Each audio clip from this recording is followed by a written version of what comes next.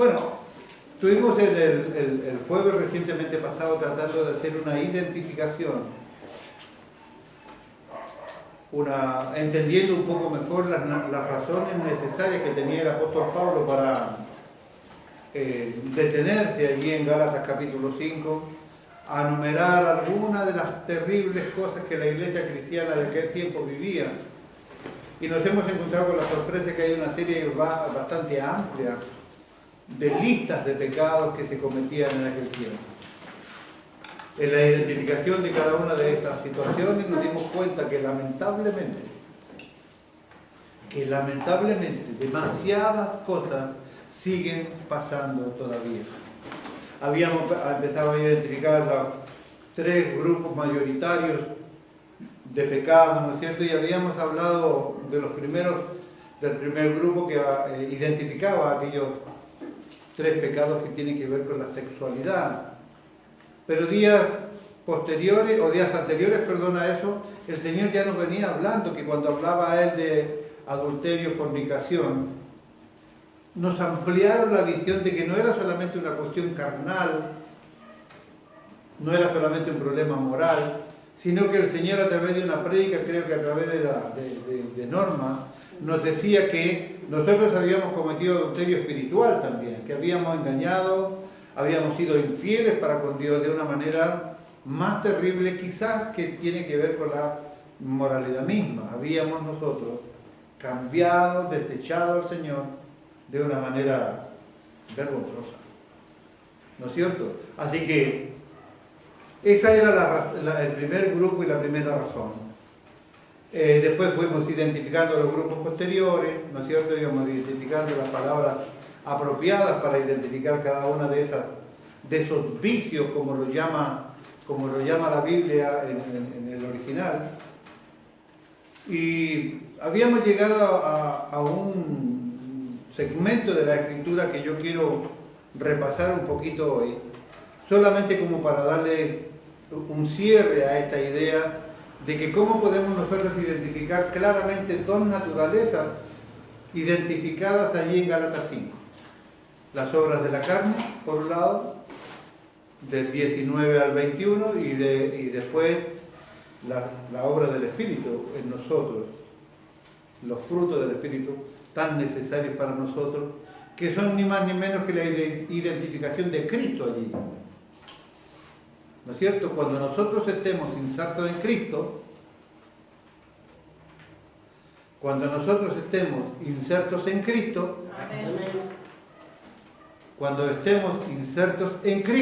Amén.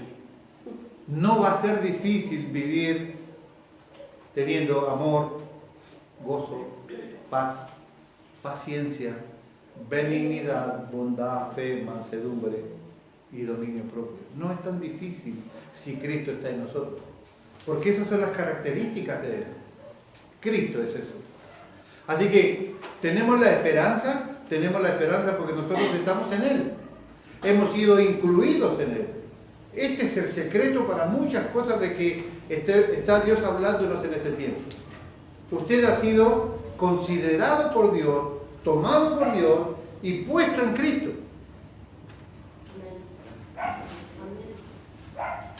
Créame, esto es maravilloso. Porque en Cristo está todo. Él lo llena todo en todo. Si nosotros estamos en Él, no hay nada que a usted le falte. Hablábamos el jueves pasado con respecto a la iglesia. La iglesia de Cristo, nosotros tenemos que mirarla como Dios la mira. Cristo es la iglesia. Cristo está conmigo, ¿no? Amén. Cristo es la iglesia. Amén. Y nosotros hemos sido insertados en esa iglesia con una puntual función. Cada uno de nosotros tiene una función que cumplir dentro de este cuerpo del cual Cristo es la cabeza. O sea, estamos insertos en Él. O sea, hermanos, si voy pues a preparar hogar para vosotros, para que donde yo estoy, vosotros también estéis, volveré y tomaré de mí mismo. Dios te está diciendo que estás en Él, que tienes verdaderas posibilidades de ir a la vida eterna, porque estás en Él y Él viene a buscar de sí mismo. Y si se toma Él y usted está en Él, usted es tomado con Él. Amén. O sea, te están diciendo que has sido considerado verdaderamente para tener vida eterna.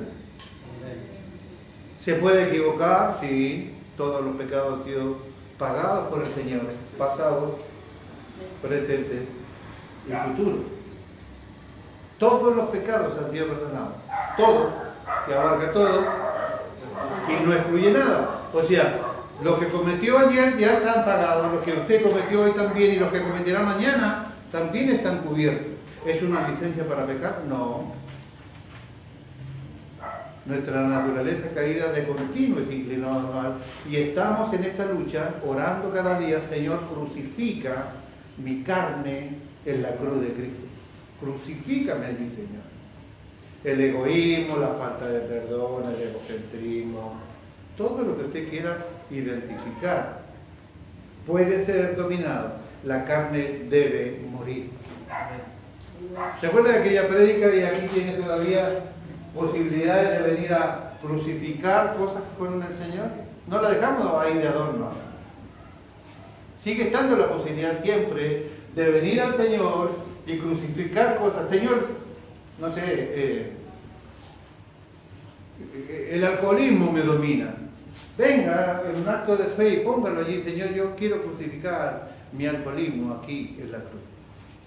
No es adorno, es un recordatorio de fe de lo que el Señor nos dijo que debíamos hacer. Ahora, estas cosas deberían cambiar nuestro semblante. Si estamos diciendo que usted es considerado para salvación, que ya está en Cristo, y si Cristo es tomado, es sacado de aquí por el rapto de la iglesia es sacada de aquí, eso significa que usted se iría.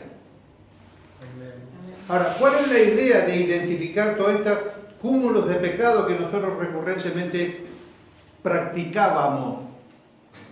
Yo que soy bueno, ¿no? No dije que que practicábamos.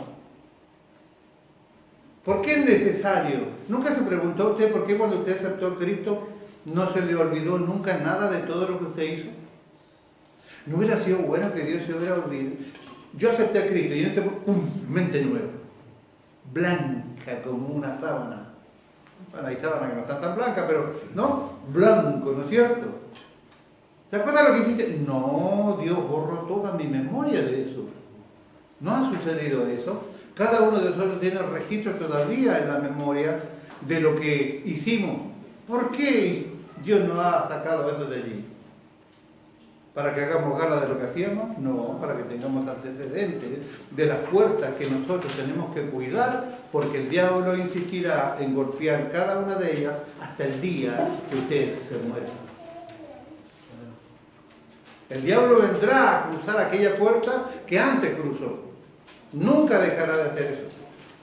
Insistirá, verá si está bien cerrada, empujará un poquito, le pegará un brazo, pero él insistirá en tratar de cruzar aquellas puertas que nosotros abrimos anteriormente. Así que la razón de identificar estos pecados es para que nuestras conductas diarias sean mejoradas en el Señor. Para que si ahí se nombra alguna de las cosas que nosotros hacíamos, tengamos memoria que de allí nos ha sacado Dios. Y si de alguna manera se nombra alguna de ellas y usted en su corazón y en su espíritu reconoce que todavía está en esa, salga. Salga, porque la Biblia es muy clara y dice que los que conocemos a Dios no practicamos el pecado. Vamos a recordar la lista. Busque Gálatas capítulo 5, versículos 19 en adelante, por favor. Amén. Con voz bien varonil, por favor. Adelante. Y manifiestas son las obras de la carne, que son adulterio, fornicación, inmundicia, lascivia, idolatría, hechicerías, enemistades, pleitos, celos, iras, contiendas, disensiones, herejías, envidias, homicidios, borracheras, orgías y cosas semejantes a estas, acerca de las cuales os amonesto, como ya Los he dicho antes, que los que practican tales cosas no heredarán el reino de Dios. No fue tan mal. 15 pecados, solo por nombrar algunos, porque dice acerca de las cosas aumentadas, como ya lo he dicho antes, o sea, hay otra serie interminable de cosas no mencionadas allí, pero allí tiene 15 pecados que cometía la iglesia de Galacia. 15 pecados. Ahora dice que los que practican habitualmente, así dice, los que practican tales cosas, en el original dicen algunos comentaristas que debería traducirse que los que practican habitualmente este tipo de cosas no heredarán el reino de Dios. O sea, si usted se mandó 2 mentiras, no va a ir al infierno probablemente por estas 2 mentiras. Primero, porque fueron pagadas por Cristo, y segundo, porque se supone que nadie no lo mete en preso a usted porque usted miente. ¿O sí? Más o menos, ¿no? Si se te comprueba, pues van presos por mentira, ¿no? ¿Falso testimonio no es una mentira? ¿O no? Sí, Caso de 3. Pero usted piense en esto. Lo que quiero decir es lo siguiente. A usted lo pueden meter preso por robar un banco. ¿No es cierto? No lo van a meter preso porque usted le mintió a su señora y le dijo que estaba evangelizando cuando estaba jugando a la pelota con su amigo. ¿No? No lo van a meter preso por eso. Ahora, en la esfera espiritual es tan grave robar el banco como mentirle a la señora o decir lo que no corresponde o cualquier pecado que allí pase. Lo hemos dicho hasta el cansancio. Los pecados afectan la santidad infinita de Dios, por ende se convierte en un pecado infinito, tanto este como este otro. Nosotros debemos ser conscientes de que no tenemos licencia para cometer pequeños pecados. No tenemos licencia para cometer pequeñas infracciones a la ley. Dios nos dará por inocente culpable. Si hay pecados que son de rebeldía y hay pecados que son de desconocimiento. Si usted sabe que esto no lo debe hacer y lo hace, usted tiene un pecado de rebeldía.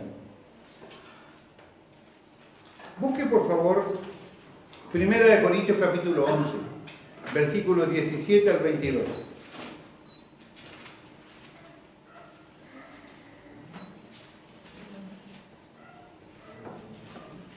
Le anuncio que cuando yo no esté, el hermano Mauricio se ha ofrecido voluntariamente para hacer los estudios bíblicos mientras yo no esté, y 2 o 3 más estando yo presente. ¿Tu secretaria no te dijo eso? Pues no. ¿No le informó? Sí. Ah, le informó. Está muy mal. Primera de Corintios, Me voy a despedir. 11, 1 Corintios 11, 17 al 22, por favor. pero al anunciaros esto que sigue, no os alabo, porque no os congregáis para lo mejor, sino para lo peor. Pues en primer lugar, cuando os reunís como iglesia, oigo que hay entre vosotros divisiones, y en parte lo creo, porque es preciso que entre vosotros haya disensiones, para que se hagan manifiestos entre vosotros los que son aprobados. Cuando pues os reunís vosotros, esto no es comer la cena del Señor, porque al comer cada uno se adelanta a tomar su propia cena, y uno no tiene hambre y el otro se embriaga. Léeme primero, por favor.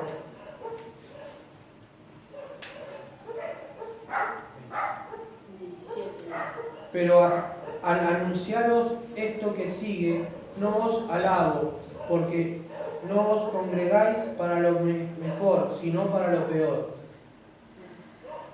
Otro más.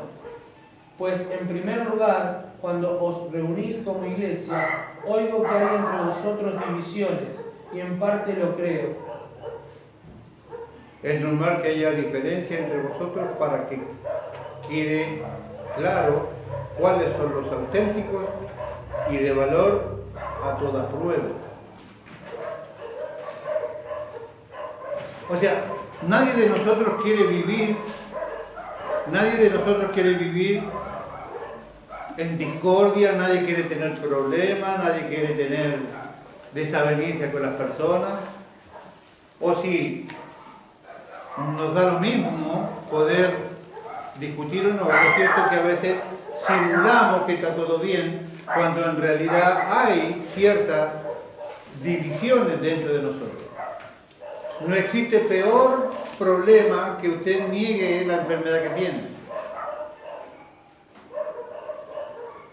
Acá dice claramente que ya que hay divisiones dentro de la iglesia, estoy hablando de lo que decía el apóstol Pablo, ¿cierto?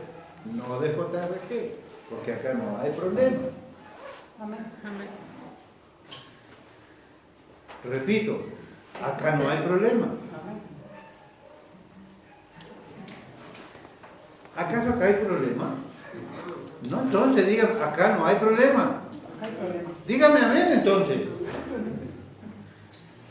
Dice que eso deberíamos nosotros ser espirituales y observar que eso debe servir para que nosotros podamos ver la calidad de los hermanos que deben ser identificados. Un verdadero cristiano está llamado para que sea cristiano a toda prueba.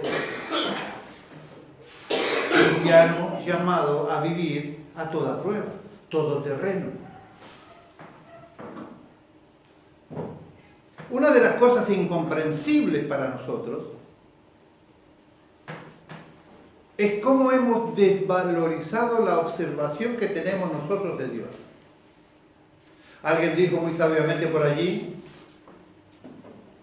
nadie jamás valdrá más que mi salvación. Nadie puede valer más que Cristo. Entonces, si yo tengo un embolleré con mi hermano, si mi hermano me hace la unción chicle, ¿no?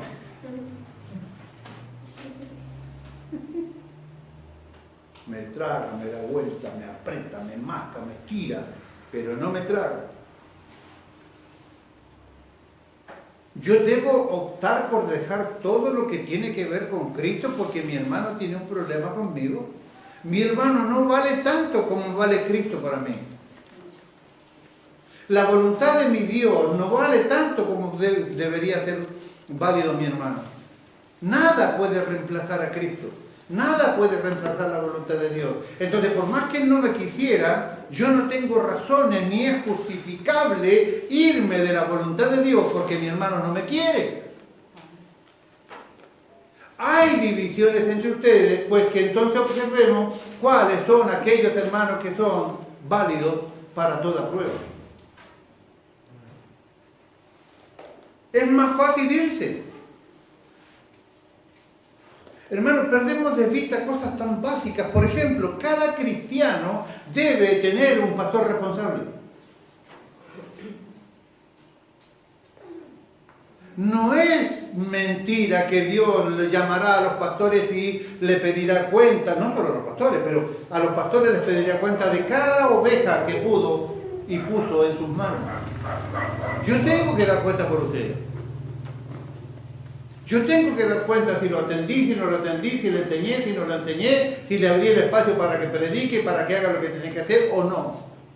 Él me dirá justamente todas las atenciones y las aperturas que yo hice y ustedes deberán rendir cuenta porque si las usaron o no. Yo le he enseñado desde hace muchísimos años y usted es el responsable de haber recibido o no aquellas enseñanzas.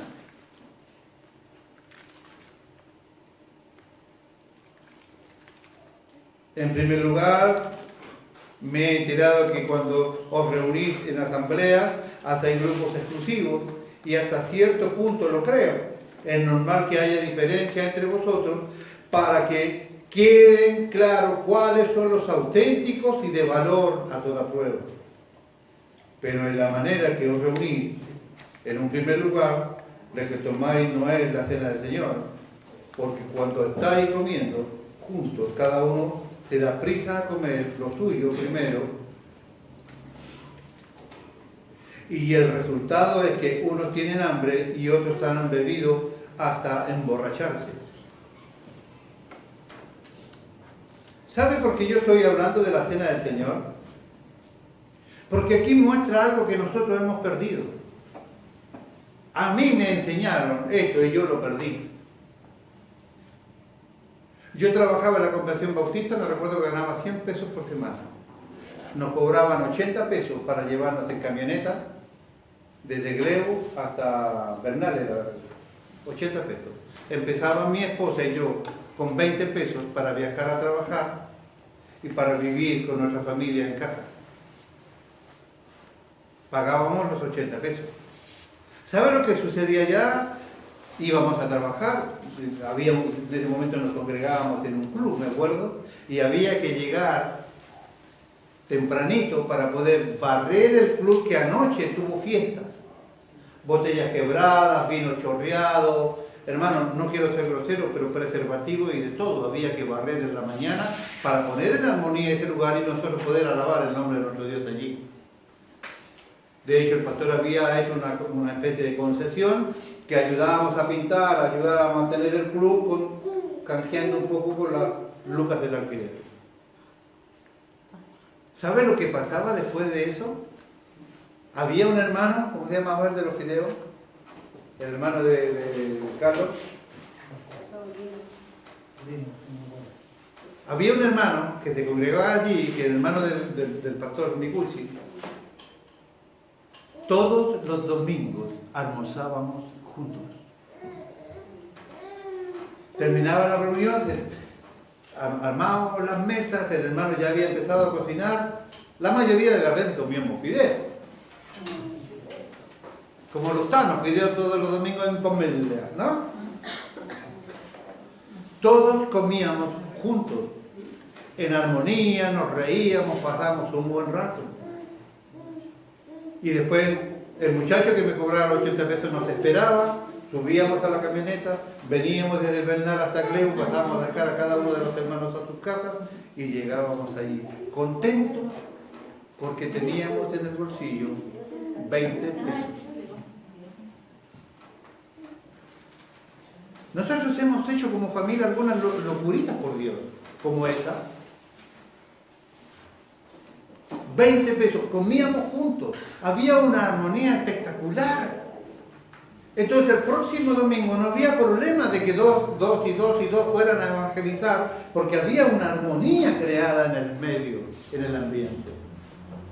Que fue parte de lo que Mauricio le contaba el otro día, que fue con el Tony allí un inglés y un chileno, en tiempo de la Malvina, imagínense. En tiempo del canal de Biblia, imagínense. Más de alguna vez salieron corriendo, literalmente corriendo porque los perseguían. Ahora, esa amistad es la que yo quiero identificar en lo que le voy a leer. Es que no podéis comer y beber en vuestras propias casas, no tenéis ningún respeto a la asamblea de Dios, es que queréis avergonzaros a los que son pobres, que queréis ¿qué queréis que os diga? No os voy a felicitar por ello, seguro que no, dice la versión que yo estoy leyendo del apóstol. El mundo antiguo era mucho más social que el nuestro de hoy en día, en muchísimos sentidos. Nosotros no somos sociales. Una vez vino una hermana, también loca como yo, a decirme, ¿sabe lo que deberíamos hacer? Algo que hicieron en otra iglesia. Ponga atención porque usted se va a esconder, seguramente algo se le va a caer en este momento ahí debajo del banco y usted se va a agachar. Ponga atención. ¿Qué pasaría si usted invita, ¿lo puedo seguir con el ejemplo? No tiene 8, así no. ¿Qué pasaría si yo le caigo de sorpresa al hermano que me mata como chicle para ir a almorzar con él? No que me dé, yo le llevo todo. Porque es fácil comer con él, que es mi hijo, porque él todavía no me revuelca como chicle. No. ¿Me entiendes? O sea, es fácil comer con el compadre o con la comadre, pero no es más bendición comer con aquel hermano, que tener diferencias para salvar las diferencias y vivir verdaderamente como cristianos, porque Cristo vendrá a buscar a alguien con unidad y perdón. No deberíamos caerle o organizar de tal manera que dice, bueno, los Martínez 1 y los Martínez 2 se muerden todos los días. Listo, vamos a mandarlos que coman juntos. ¿Te acuerdas de la loca esa? ¿Sabes quién era la loca, no? Sí, no, mami. Pero dígame si no es una idea cristiana. Lo hacían en otra iglesia. De allí sale la idea. Hermanos que no se trataban y comían juntos para limar ciertas asperezas y que hubiese verdadera comunión cristiana en el medio. Maravillosa idea. Yo de verdad lo analicé, me pareció loco y no accioné. A veces soy medio lento, ¿vio?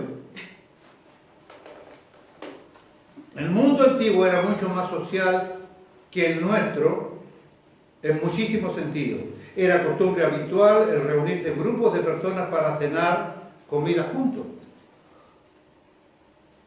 No le estoy mandando un mensaje subliminal que usted me invita a comer asado, no es esa la idea. Claro, para que...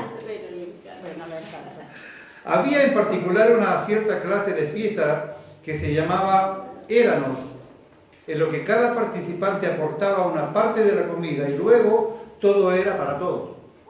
O sea, juntaba un poco cada uno. La primera iglesia adoptó esta costumbre y llamaba a sus fiestas ágapes o fiestas de amor. Todos los miembros de la iglesia venían aportando cada uno lo que podía y todos participaban de la comida congregacionalmente. Era una costumbre encantadora, que es una pena que se haya perdido en muchísimas de nuestras iglesias.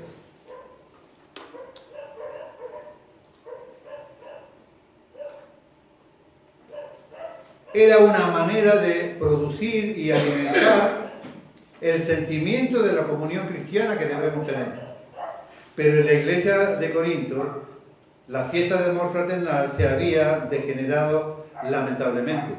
Había en ella ricos y pobres, unos que podían llevar mucho y esclavos que prácticamente no podían contribuir con nada.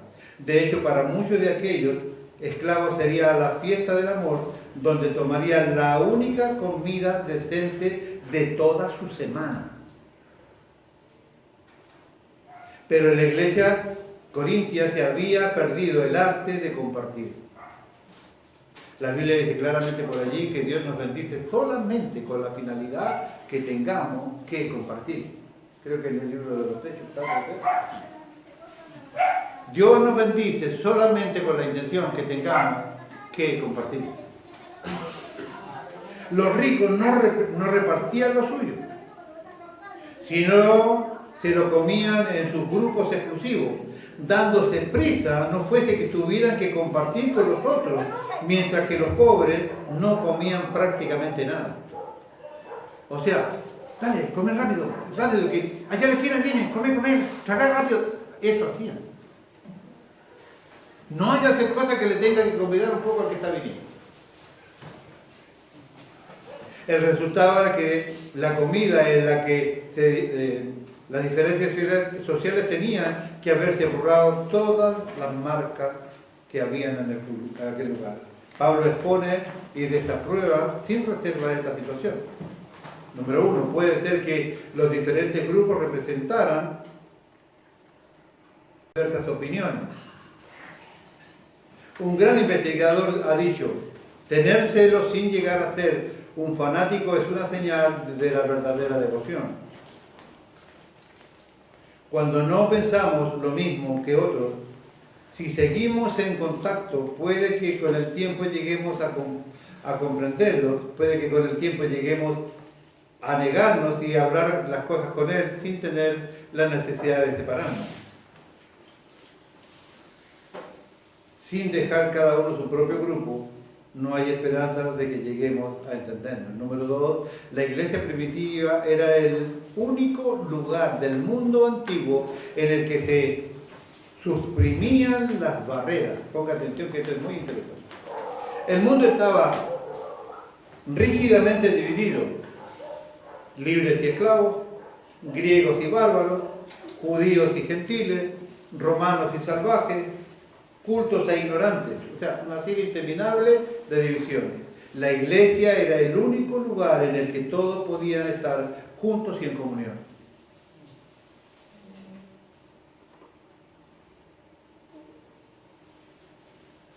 Un gran historiador de la iglesia escribió sobre aquellas primeras congregaciones: en sus reducidos límites habían resuelto, casi de pasada nomás, habían resuelto los problemas sociales que agobiaban a Roma y que seguían agobiando a toda Europa y al mundo, como actualmente sucede.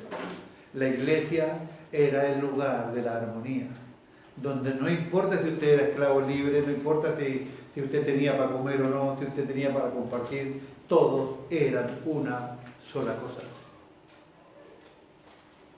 Había elevado a la mujer a su debido nivel, restaurando la dignidad del trabajo, aboliendo la mendicidad y suprimiendo el estigma de la esclavitud. Nada de eso funcionaba en la iglesia. El secreto de la revolución era que el egoísmo de razas o clases sociales se había olvidado en la mesa del Señor. Y se había encontrado una nueva base para la sociedad en el amor y en la imagen visible de Dios en todas las personas por las que Cristo había muerto. Una iglesia en la que sigan existiendo las distinciones sociales y la clase no puede de ninguna manera llamarse verdadera iglesia cristiana. Si en nuestro medio no logramos nosotros sacar del medio todas las barreras, quizás ya no son la esclavitud, quizás no hay señores y amos, quizás ya no hay esclavos o libres, pero tenemos un montón de otras barreras. Tenemos un montón de otras barreras. Debemos reconocer nuestras divisiones para que podamos afrontar cada una de ellas. Una iglesia que sigue existiendo en las distinciones de clases sociales o cualquier tipo de barrera no es una verdadera iglesia cristiana. La iglesia auténtica es un cuerpo de hombres y mujeres unidos entre sí, porque cada uno de ellos está unido a Cristo. Si usted está unido a Cristo y yo estoy unido a Cristo, entonces nosotros no hay manera que tengamos dificultades. O no hay manera que no tengamos la capacidad de solucionar las diferencias. No podemos nosotros no amar a la familia. Si la Biblia nos manda a amar a nuestros enemigos, no hay manera que nosotros no nos preocupemos de los pobres cuando Cristo dijo: los pobres estarán siempre con vosotros. Hasta que la palabra para describir el sacramento es subjetiva, la llamamos la cena del Señor. Pero cena es confuso decirlo. Ponga atención en esto, un poquito de historia para que aprenda cómo era la historia. Pero antes, cena es confusa en ese sentido. Para muchos no representa la comida principal del día. Acá me di cuenta que yo tenía varios amigos, tuve varios amigos griegos. Me di cuenta ahora que tenía varios amigos griegos. Para muchos no representa una comida principal del día, pero en el griego se le llamaba deinon. Los griegos no tomaban para desayunar más que un poco de pan mojado en vino. El desayuno de los muchachos era pan mojado en vino, o vino con pan. Por eso le digo, yo tuve varios amigos que para lo visto hasta ahora eran griegos. Lo único que tomaban a la mañana era vino. Los griegos no tomaban para desayunar nada más que un poco de pan mojado en vino. La comida del mediodía la tomaban en cualquier sitio, hasta en la calle o en alguna plaza. Pero el dei non era la comida principal del día, cuando los comensales se sentaban a la mesa sin prisa y no solo saciaban su hambre, sino estaban juntos conversando de todas las cosas o de cualquier cosa.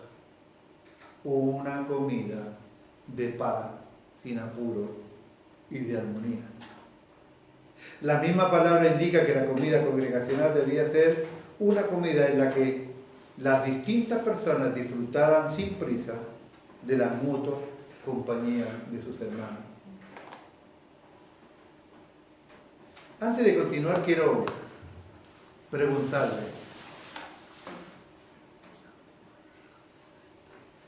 soy un pastor viejo, tengo ya mis años, tengo en vista a otro padre de pastores más jóvenes, pero ya te lo voy a comentar. No apuremos el carro, pero ya te lo voy a comentar. Sé cuán responsables somos los líderes en este modelo maravilloso llamado Reino de Dios. Ustedes tienen un gran problema. Toda esta iglesia está llamada al liderazgo. No es un capricho mío, no es una idea provocada por un cigarrillo raro. No es posible que durante tantos años Dios haya llamado a un montón de gente a las cuales han sido infectadas con la idea del conocimiento. Yo estoy totalmente convencido de que usted va a cualquier iglesia hoy de visita o a radicarse allí, usted va a encontrar que lo que aquí tiene no lo encontrará en otro lugar. El Señor nos viene diciendo en los estudios bíblicos, en las prédicas de distintos hermanos, el Señor sigue diciéndonos que nosotros fuimos llamados a ser un grupo diferente, no mejores, diferentes. ¿Puede este Dios coherente al que yo sirvo sacar a un ateo que no leía ni los libritos que tenía que rendir las pruebas en la escuela, darle cierto amor por la palabra, sobre todo la palabra de Dios, y tener solo la intención, con errores, con aciertos, con una excelencia o con un poco menos de excelencia, tener siempre la intención de que usted encuentre en las Escrituras lo que necesita para vivir cada día? Yo vengo del ateísmo, hermano. Era vago en la escuela. No lento, pero vago. Y sin embargo, amo la palabra de tal manera que lo único que quiero es que usted aprenda de ella para que usted pueda estar cada día más cerca de Cristo. Es mi preocupación. Yo no sé cuántos valoran lo que uno hace. Tuvimos muchas veces, y yo decía con mi hijo Mauricio, tiempos pasados, cuando decíamos, ¿vale la pena estar 6, 7, 8 horas, 10 horas sentado frente a una máquina estudiando para compartirle a mis hermanos para que después no se vea ningún fruto? Y no soy un exagerado, tengo a mi esposa de testigo, tengo a las personas que van a mi casa, que yo paso días enteros allí.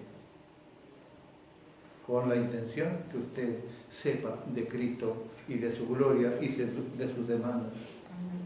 ¿Cree usted que después de 20 años, 25 años de poner como meta conocimiento de Cristo para la gloria de Él y el conocimiento de Él, después va a pegar un volantazo y nos va a llevar a la prosperidad o de repente va a venir el Gonza y se va a sacar el barbijo y le va a hacer con el barbijo y usted va a caer de espalda como contaba? ¿No? ¿Cree usted que va a pasar eso? Un Dios coherente como el que yo creo no va a hacer eso. Vamos a seguir en la huella del conocimiento de Dios para poder tener verdaderas posibilidades de la vida eterna.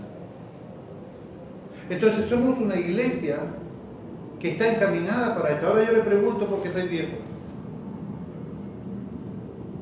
¿Podré yo como pastor ver a una iglesia como la que le acabo de describir?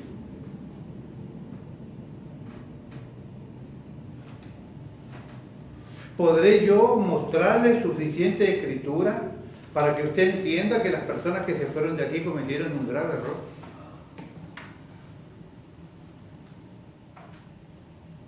1 Corintios capítulo 12 dice claramente que Dios nos ha plantado donde Él, como Señor soberano, creador de todas las cosas, dueño y cabeza de la iglesia, nos ha plantado donde Él ha querido. Porque si fuese porque uno pudiese elegir, yo no estaría acá.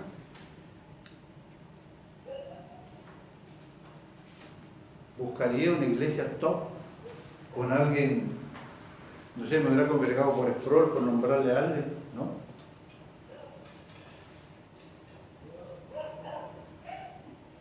¿Podremos esperar nosotros vivir en armonía?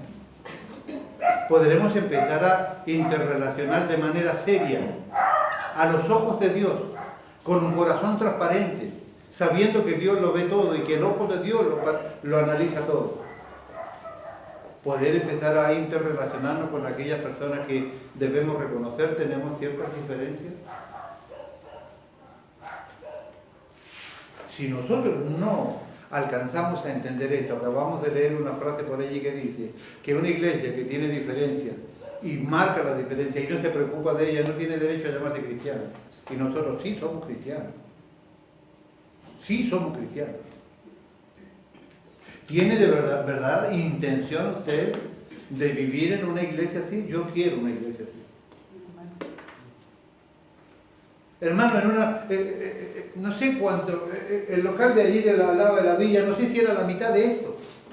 La mitad de esto. Donde comíamos los fideos era la mitad de este salón.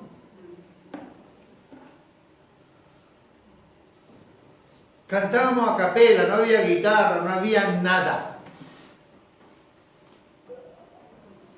Solo había comunión. No había nada, hermano. ¿Sabe usted lo feo que era llegar a barrer la mugre de la fiesta anterior en ese lugar, en aquel club? Siempre aquí hay hermanos que limpian, siempre, siempre, siempre. Yo jamás voy a no valorizar eso. Lo he dicho en Chile un montón de veces. Jamás Jesús, Rey de Gloria, pagaría para que limpien el templo. No porque usted sea un esclavo, sino que porque usted ha aprendido que esto es también servir al Señor. Ahora, está bueno barrer, pero no está bueno también preocuparse de aquel que no tiene. No estamos capacitados para hacer varias cosas a la vez como Dios nos está guiando en este tiempo. En este tiempo nos está diciendo que tenemos que preocuparnos de la legalidad de la iglesia, que tenemos que preocuparnos del establecimiento de nuestra iglesia, que tenemos que procurar estar crucificados con Cristo en un verdadero cristianismo, que estamos obligados a perdonar a nuestros hermanos, que estamos obligados a saber, que estamos obligados a ser genuinos, que estamos obligados a reconocer las cosas que tenemos que mejorar. Yo empecé a pedir paciencia porque estaba teniendo una cosa rara con mi esposa, no porque no, esta impotencia, se lo digo para que usted no vaya, esta impotencia de no saber cómo ayudarla, de no saber qué hacer con sus dolores, con su malestar. Y como reacción me ponía de mal humor, y esto no puede ser. No me da vergüenza decirlo. Oré, oro y sigo orando por esto. Y hoy es otro sentir el que tengo. Porque tampoco era justo que yo le tenga tanta paciencia a mis hermanos de la iglesia y no le tenga 1000 veces más a mi esposa. Ella es el amor de mi vida, ella es la compañera de mi vida, ella es la compañera de la iglesia, ella es la persona más importante en este bendito mundo para mí, humanamente hablando. Entonces no puede ser. Ahora, yo soy respetuoso y honesto de decir, yo oro por esto. ¿Usted tiene todas las cosas resueltas? Alguien me dijo a mí que tiene todas las cosas resueltas. Y me sonaba tanto en mi corazón y en mi mente cuando Jesús hablaba con el joven rico. Todas las cosas las he cumplido, Señor, desde mi juventud. Así probemos. Saque una hojita, ponga su nombre. Primera pregunta. Anda, vende todo lo que tienes y dale a los pobres y ve, sígueme. O sea, ¿soy yo verdaderamente tu Dios? Demuéstramelo. Dice que fue muy triste porque tenía muchas posesiones. Entonces su Dios no era Cristo, su Dios era la riqueza. ¿Me da esperanza de que vamos a vivir alguna vez así? ¿No podríamos acaso comer fideos un día domingo?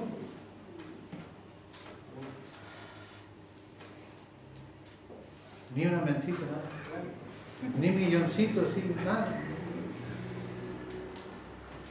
¿No podríamos? ¿No podría usted decir, no, déjeme que yo voy a traer el domingo que viene? ¿Cuántos somos? 40. Hoy sumamos hoy 45. Yo voy a traer asado para 45. ¿No? Amén. Digo usted. Ahí salió. No, yo en la búsqueda de un amén, ¿me entendés? ¿No podríamos nosotros ser más hermanos? Yo me voy, ahora, y usted no crea que yo lo estoy amenazando, ni que me estoy escapando, o que tengo algo conmigo. No, la vida me ha enseñado de que en cualquier momento nos llaman a nuestro lugar. Porque acá somos extranjeros y peregrinos, estamos de paso. Amén. ¿Podremos soñar con una iglesia así? ¿Tiene usted todos los problemas resueltos con todas las personas? ¿Cuántas veces le hemos dado al Señor ofrenda que Él no ha recibido? Estoy hablando de versículos básicos de Salita de 5. Si tienes una ofrenda, ¿qué ofrenda le damos a los demás? Asistencia, respeto, alabanza, adoración, plata, permanencia, gloria.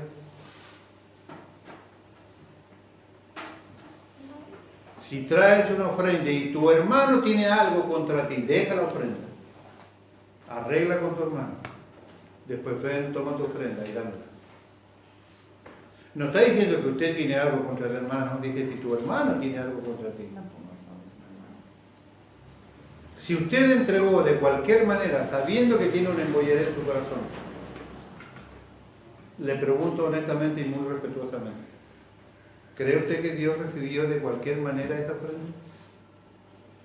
Yo creo que Dios es tremendamente claro. Creo. 3 minutos para las 8. 3 minutos para. 8. Vale. Una iglesia no es como es debido cuando se ha olvidado del arte de compartir. Una iglesia no es como es debido cuando se ha olvidado el arte de compartir. Cuando cada uno quiere guardarse sus propias cosas para sí mismo y para su círculo íntimo, no ha empezado siquiera a ser cristiano. Estas no son palabras mías, estas son palabras de... otra vez se me olvidó el nombre del alemán, los comentarios de... Se te olvidó poco el alemán. ¿Cómo? Me está visitando mi amigo alemán el otro, el Alzheimer. Henriksen, Henriksen, correcto, Henriksen. Estas son palabras de ese hermano. Cuando cada uno quiere guardarse sus cosas para sí y para su círculo íntimo, no ha empezado siquiera a ser cristiano. El cristiano verdadero no puede soportar tener demasiado cuando otros no tienen lo suficiente. Amén. El cristiano verdadero no puede soportar tener demasiado cuando otros no tienen lo suficiente. Su mayor placer no está en reservarse celosamente sus privilegios, sino en compartirlos. ¿Sabe lo feliz que yo me he puesto cuando nosotros comiendo con mi esposa hemos tenido que dejar de comer para responder al Señor a llamados que otros hermanos también comieran lo mismo que estábamos comiendo nosotros en este minuto? Maravilloso que Dios haga con uno eso. y obedecimos, no una vez, un montón de veces, sagradamente a lo que Dios nos impulsaba. Yo no soy mejor que usted, yo soy más viejo que usted. Y para hacer esto no hay que tener plata, hermano.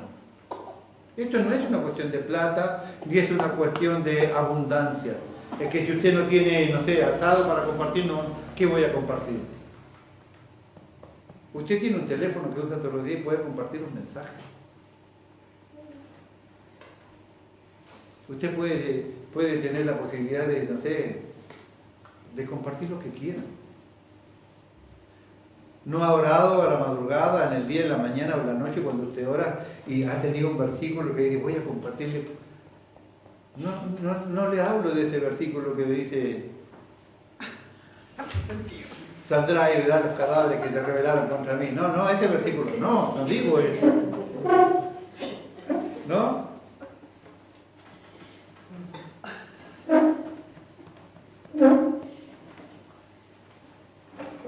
No, te comparto esto. Dios dijo que Él era fuego consumidor y Él me justiciero. No le compartas.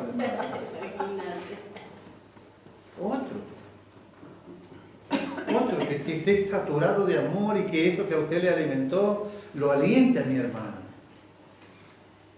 El cristiano verdadero no puede soportar tener demasiado cuando otro no tiene lo suficiente. Su mayor placer no está en reservarse celosamente sus privilegios, sino en compartirlos.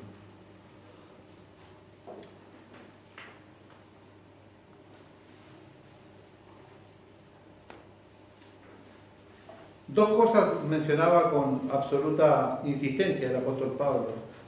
Estas dos cosas son muy distinguibles en aquella iglesia y iban siempre juntas y de la mano. Dice, cuando estas dos cosas, celos y envidia, son distinguibles, cuando sucede aquí, la primera puede ser definirse como el miedo de perder lo que uno tiene, o sea, los celos. Yo por celo puedo sentir esto.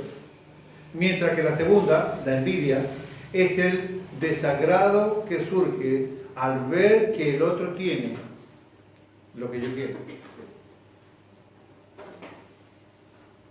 Yo a veces pienso, ¿habrá algún hermano deseado ser el pastor de esta iglesia? Me pregunto ahora, se me ocurre en este instante. ¿Habrá alguno deseado, si yo fuera el pastor de este y no el pelado esto? ¿Sabes cómo cambiarían las cosas? Como más bromeando con una dijo Israel, déjame la iglesia a mí, te dura una semana, me dijo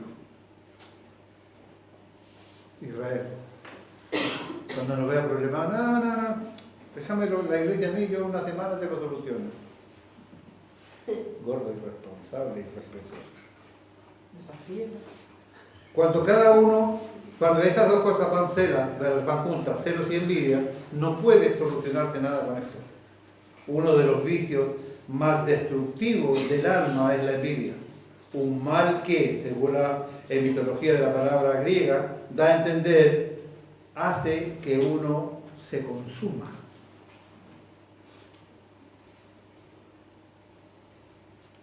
La envidia te consume. Hermano, yo lo veo aquí dentro.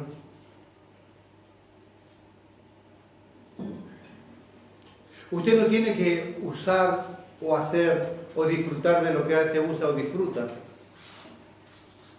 para que otro no te agrade que no sea Cristo. Pero ¿sabe qué? El apóstol Pablo aconseja que cuidemos nuestro lugar para que nadie robe lo nuestro, que nadie robe tu corona. Nosotros necesitamos entender que lo que tenemos va a tratar de ser inutilizado por el diablo, utilizando a quien quiera y a quien pueda, y lo que pueda utilizar de ese tipo de personas. No todos los que están en Israel son israelitas.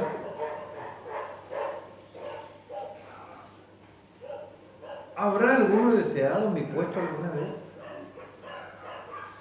Sin entender siquiera lo que significa ser pastor. Yo le escapé 10 o 12 años a las responsabilidades pastorales y a veces me dan ganas de tomar 10 o 12 años de vacaciones también otra vez. Nada más que ahora entiendo de qué se trata. ¿Ha reconocido alguno de ustedes que ha escapado a las responsabilidades que Dios tenía para cada uno de nosotros? ¿Quién puede decir honestamente, yo estoy atrasado con lo que Dios ha preparado para que yo viva? Yo estoy atrasado. Sigo creyendo que yo tengo que dejar levantado o iniciado 2 templos antes de morirme y tengo 66 años. Estoy atrasado, hermano. Y yo le decía a algunos hermanos míos que muchas veces estoy reconociendo que como soy medio lento, Dios se ve la necesidad, vio cómo hacen los chinos. Vio que los chinos se ponen unos guantes blancos para el tren, ¿no? Y como no entran todos, ese guante blanco, ¿qué hace? Lo aprieta hasta que todo entra. Lo hacen así en China. Que al que le quedó atrás, ¿no? Para que entre, ¿entiendes? Y empuja hasta que cierra la puerta del tren y se va. Eso sucede en el día de hoy. Dios hace lo mismo conmigo a veces. Se ve la necesidad de empujarme porque soy demasiado lento. Él no se pone guante, Él empuja. ¿Me entiende? ¿Quién de ustedes puede reconocer o darse cuenta ahora de que ha pasado el tiempo y usted ha pateado para adelante la pelota y hoy usted se encuentra en una situación que usted está atrasado con el plan de Dios? ¿Qué debería? ¿Cuántos años se necesita para ser médico? Como 10. ¿10 años? Bueno, 10 años de médico. Levante la mano. ¿Quién hace 10 años que conoce al Señor?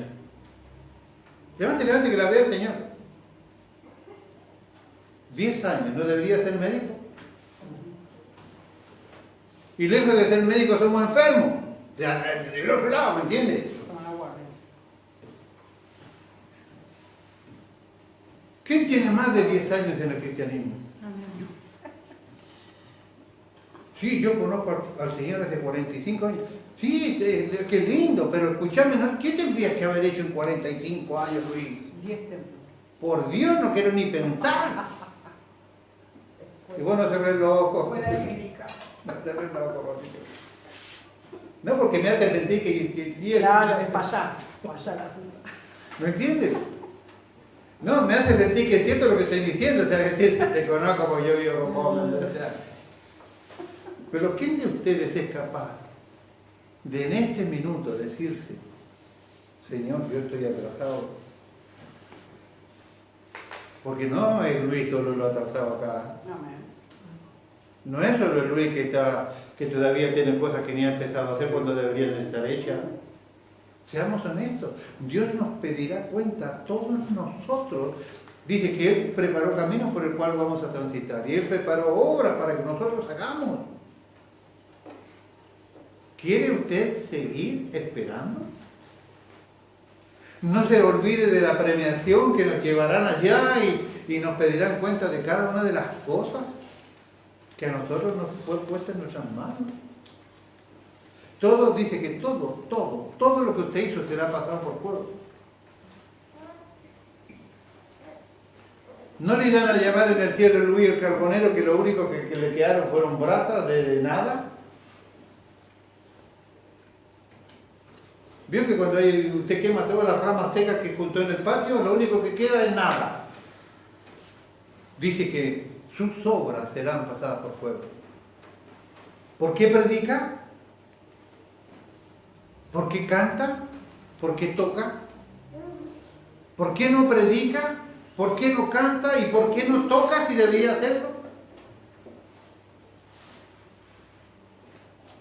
¿No debería usted ser líder si pertenece 10 años a una iglesia preparadora de líderes? ¿Se entiende de lo que tratamos de decir? Esta observación de estos pecados que arrastraban a la iglesia antigua no tienen que estar en nuestro medio, porque lo único que sucede en estos pecados en nuestros corazones es que detienen nuestro accionar en Cristo. El apóstol Pablo decía claramente que debíamos aprender de esto. Observar la cena del Señor es una gráfica manera de ver lo separado que está en nuestros corazones. Ni nos visitamos, hermano.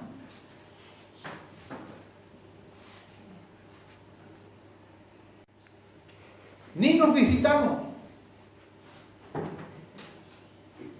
Yo quisiera saber cuántas horas de oración por mí usted tiene a su favor. Por mí. Es fácil decir yo, ora, Señor, oro y bendigo a Jesús Rey de Gloria. Listo. El que entra, entra, y el que queda afuera, no, el que va afuera. ¿Cuántos de nosotros hemos guardado riquezas espirituales? Bueno, no necesariamente tiene que ser materiales. ¿Cuánto hemos guardado nosotros nuestras riquezas espirituales si no se las hemos compartido a nadie más que a nuestro círculo íntimo? ¿Vos le querés enseñar tus talentos a aquel que te mira con cierto recelo porque a lo mejor tiene envidia porque quiere lo que vos tenés? ¿Vos le enseñarías a ese? No, ¿qué le voy a enseñar? No, como me mira, sí, nada. ¿Qué era eso? 8 y 11. Uno de los vicios más destructivos del alma es la envidia. No se olvide de eso, por favor.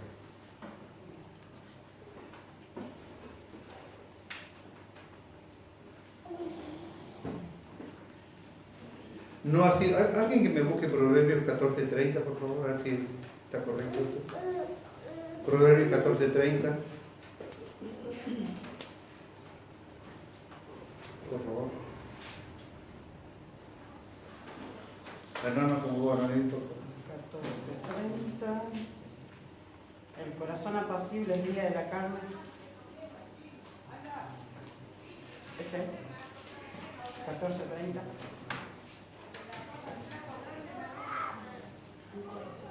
Más la envidia es que toma los huesos. No ha sido llamada la envidia el vicio cuya rabia nada puede mitigar, entre comillas, el primogénito del infierno. ¿No es carcoma de los huesos? ¿Puede a esta altura del partido de existir en el corazón de alguien llamado cristiano envidia? Yo son cosas que hay pecados que yo doy porque ya fueron anulados por el Señor en nosotros. Escúchame, ¿quién puede envidiar algo aquí dentro?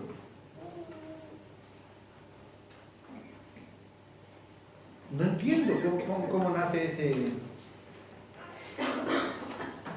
ese pensamiento y esa sensación. Termino con esto.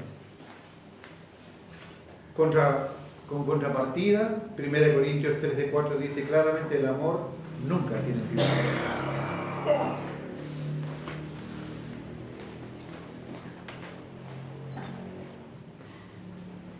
El cuarto grupo nos previene contra la ebriedad. Esta es la borrachera y los vicios relacionados con ella. El primer miembro de este grupo es la borrachera, según Romanos capítulo 13, versículo 13, con referencia a Lucas 21:34. Sin duda se refiere a las repetidas manifestaciones de intemperancia. ¿Qué es la intemperancia? Ausencia de moderación o mesura. O sea, el descontrol podría ser un sinónimo. Sin duda se refiere a las repetidas manifestaciones de descontrol.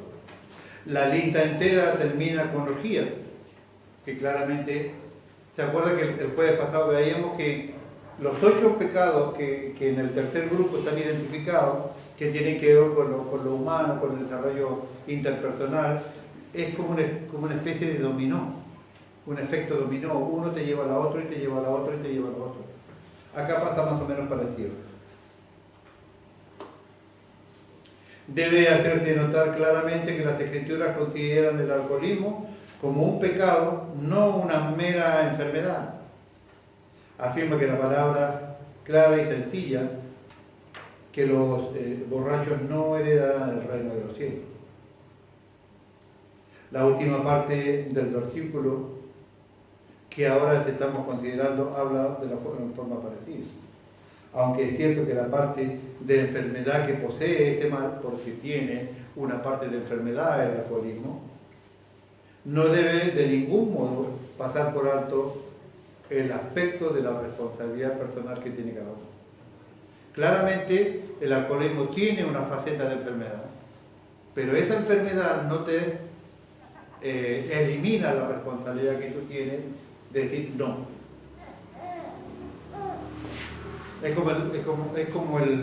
Claramente los cristianos estamos en contra del aborto, ¿no es cierto? Oramos en contra de eso. Oramos en contra de la legalización del aborto. Pero también es cierto que va a llegar el momento en que la única persona que tiene el sí o el no para un aborto es la persona con el problema. Ella debe determinar, decir no. Siempre resaltamos que el diablo no tiene poder sobre su vida para obligarlo a hacer nada. Él tiene un límite claramente establecido que es la tentación. Usted debe decidir de qué manera va a vivir. Y con Dios pasa lo mismo. Dios te ofrece bendición. Dios te ofrece promesas y usted tiene la capacidad de decir, las tomo o no. ¿Se entiende? Hay tantas cosas acá que no tengo tiempo para hacerlas, pero...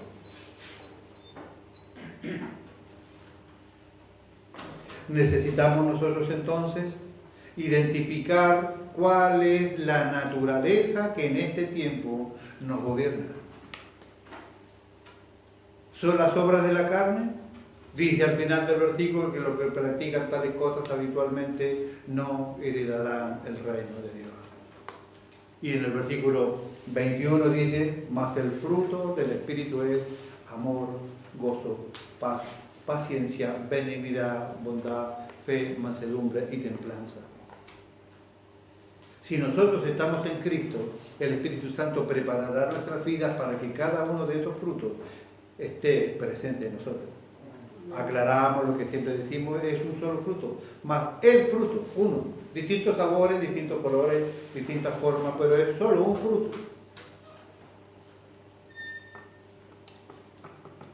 Más el fruto del Espíritu, tampoco es nuestro, no es suyo, es del Señor en nosotros.